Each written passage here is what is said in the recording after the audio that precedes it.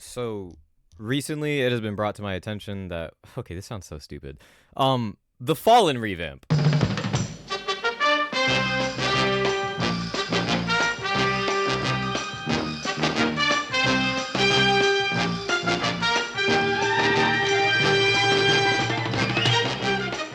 In this video, we'll be taking a look at most of the enemies featured in the new Fallen revamp. Why? Because I need to upload something. Oh, right. I gotta address something.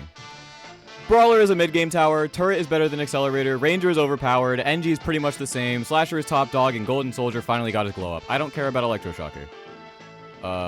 Can we buff Mortar yet?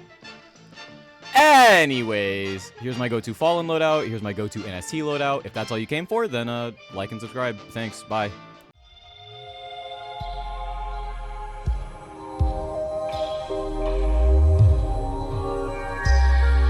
The first difference I noticed between the Fallen revamp and its predecessor is, well, the first wave, of course. While the total RBE... RBE is a Bloons Tower Defense 6 term that stands for Red Bloon Equivalent. An example of this would be, the Fallen Squire is equivalent to around 38 abnormal, or 30 speedies since these guys have 10 HP now. As a former hardcore player, 4 HP was enough. This is doing too much. Thank you, Sanguine. Now, where was I?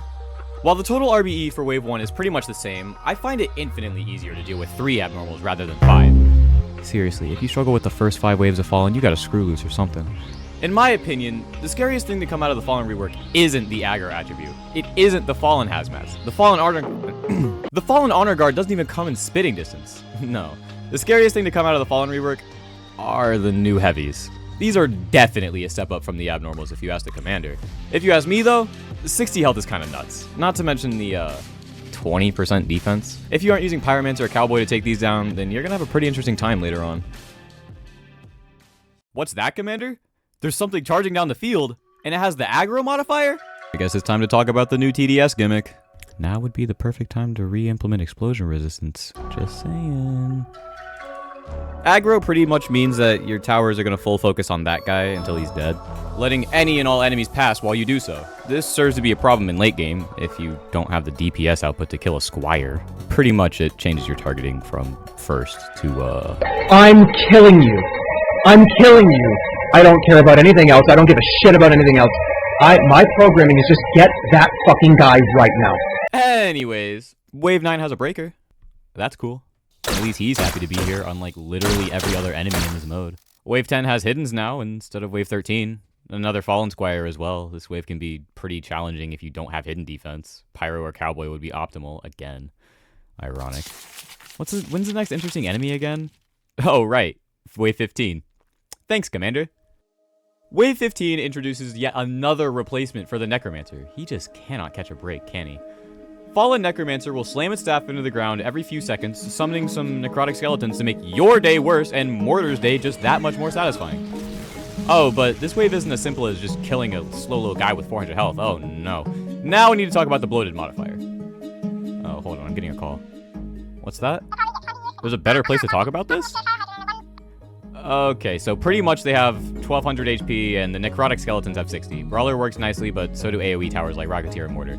Invest in those and they'll come in handy later.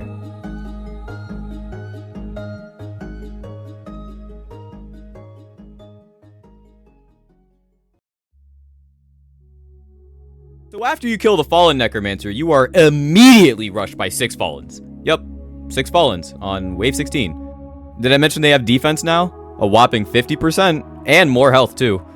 You might be onto something, Commander. These guys are acting a bit more aggressive lately. 2 waves later, and I already know the first thing everyone said when they saw this guy. Look, this is no laughing matter. Jesters can end your run in 10 seconds if they wanted to, in just 3 easy steps. Step 1, spawn.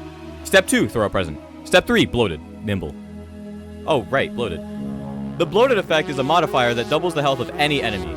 This is why I'm afraid of the heavies. Not because they have 60 health. Oh, and nimble increases speed or whatever. Bloated is scarier. On the next wave, they were introduced a couple waves ago.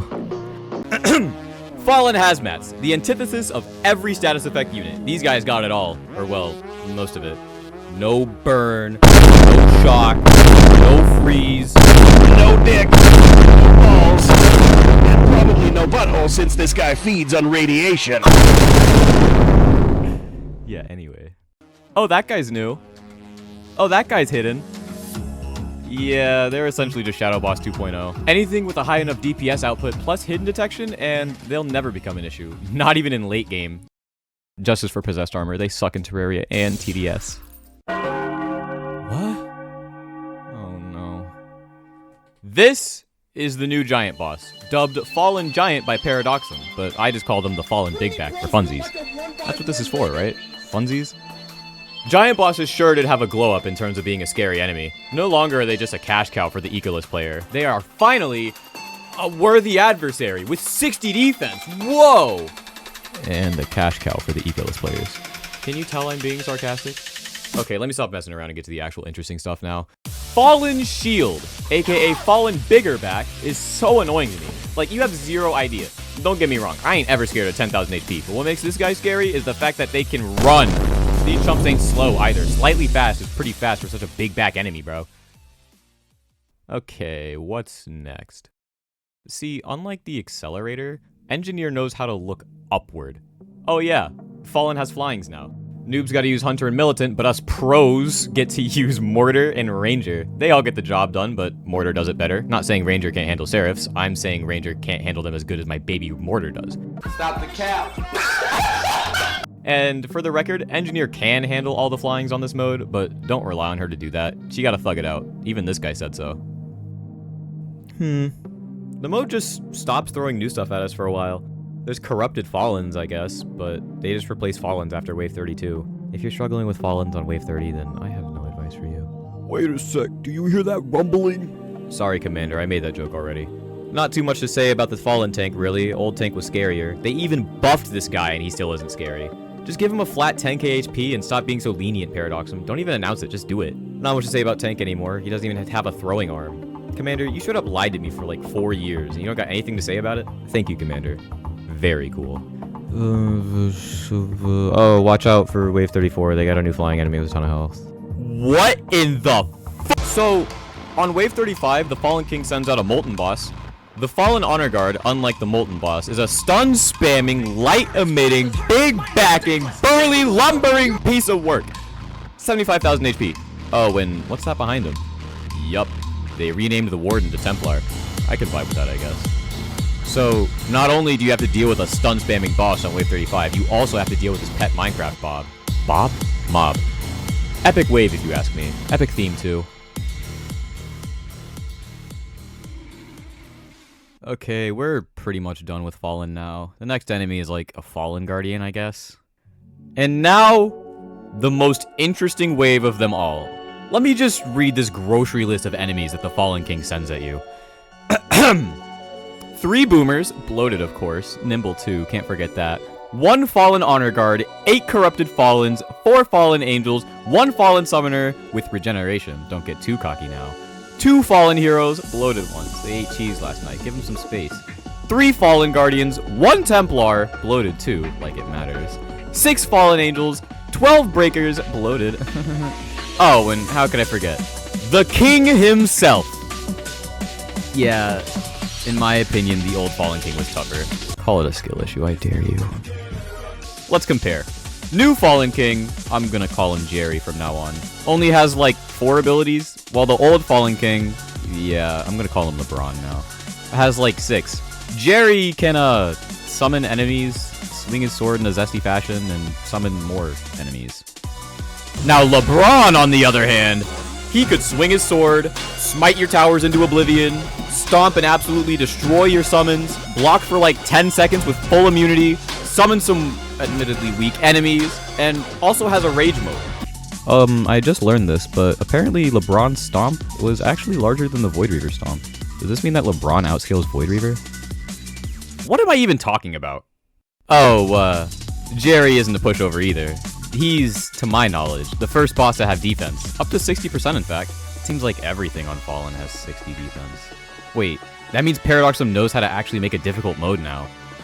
I fear for the Christmas 2024 event, thanks to the defense attribute, we get to see Awakened Nuclear Fallen Krampus with 1000% defense, aggro, bloated, nimble, shock resist, burn resist, ice resist, potion resist, and explosion resist because of this epic realization by the balancing team.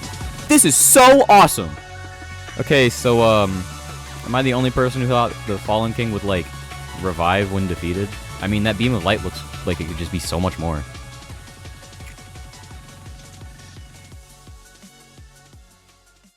That's pretty much all I have for this video. Massive shout out to Lunip for being my art slave and drawing these silly guys. You can check him out on Instagram or Twitter. Like and subscribe if you enjoyed. Join my Discord server if you want to harass me. And hug your mother. She brought you into this world. It's the least you could do. Tune in next time for like a Phantom Forces video or something.